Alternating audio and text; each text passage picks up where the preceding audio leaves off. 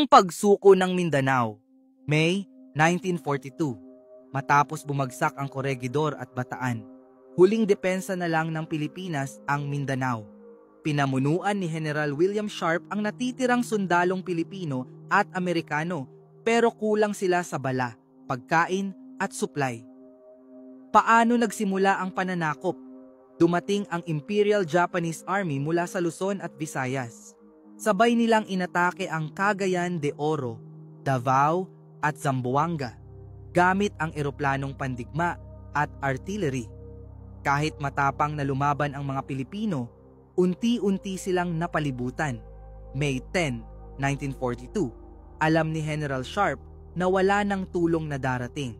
Sa utos ni General Jonathan Wainwright mula sa Corregidor, isinuko niya ang Mindanao sa Hapon. Higit 25,000 sundalong Pilipino at Amerikano ang nabihag at dumanas ng matinding pagpapahirap.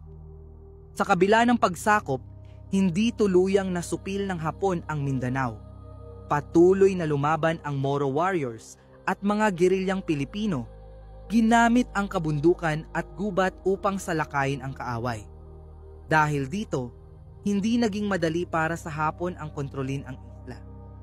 At hanggang ngayon, ang Mindanao ay naging isang lupang hindi kailanman ganap na nasakop. Isang patunay ng tapang at paglaban ng mga Pilipino sa panahon ng digmaan.